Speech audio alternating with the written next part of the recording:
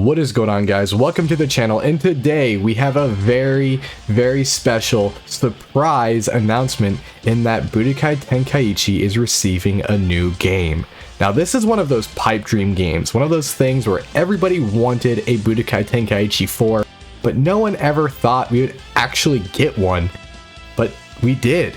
At the Dragon Ball Games Battle Hour, they just announced that we are getting a Budokai Tenkaichi game, a new one, for next-gen consoles, and that is so exciting. Now, unfortunately, we don't really have a whole lot of information other than that, just the fact that, hey, this game exists, but we did get this little snippet of Goku transforming into Super Saiyan Blue that appears to be in-game footage, and we can actually pull a bit of information from this. Firstly, the game looks really good. It's very stylized. It reminds me a lot of the Shintani style, the Dragon Ball Super Broly art style, which is nice. I think that movie looks absolutely gorgeous, and I think having a game based off of that style is a very good idea. But on the topic of Dragon Ball Super Broly, this animation of Goku transforming actually seems to have a lot of references to that transformation sequence in Broly where Goku went blue. We can see with how he has like the yellow aura that kind of turns greenish and then explodes into the blue.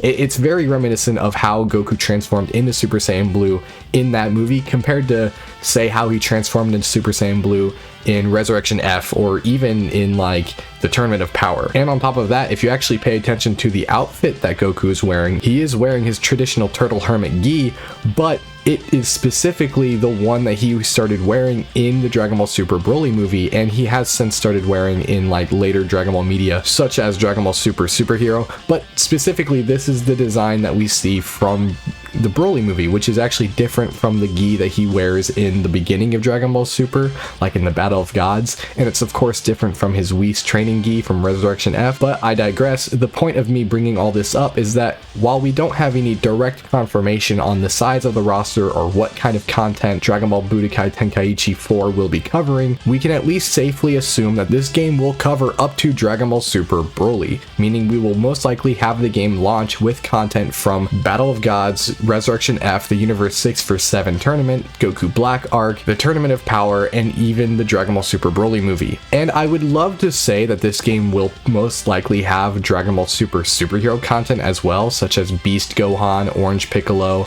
Gammas 1 and 2, etc, etc.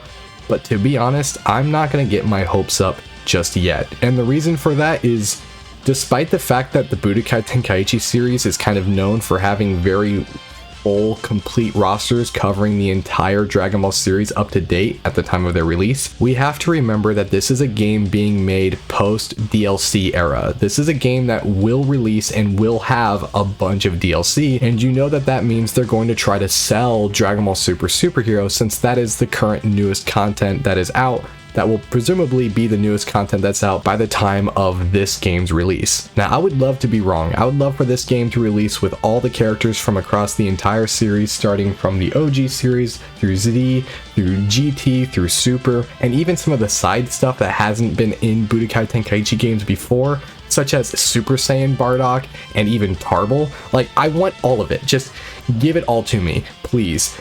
But being a bit realistic, we might not have all of it at launch. I am still expecting a pretty substantial roster, probably a roster around the size of Budokai Tenkaichi 3, if not even a little bit bigger, but I'm not going to necessarily hope that it's going to have everything.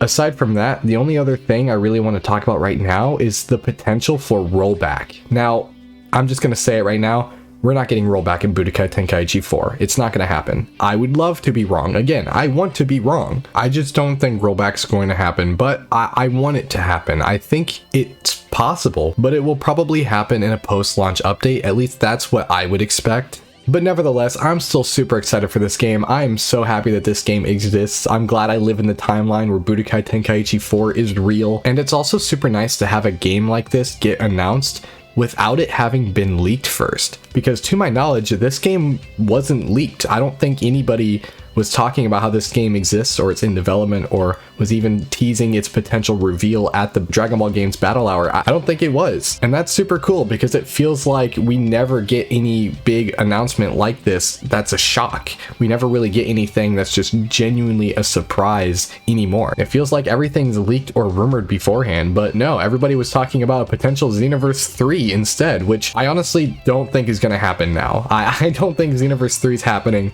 at least not anytime soon, which is fine by me. But anyways, that's going to do it for me for now. Thank you all so much for watching. Please be sure to let me know down in the comments how you feel. Are you excited? Are you not excited? What kind of characters do you want to see? What kind of content besides roster do you want to see? Do you want to see a Tournament of Power game mode or something to do with the story mode? Be sure to let me know down in the comments. And with that being said, hope you all have a great day and have a good one.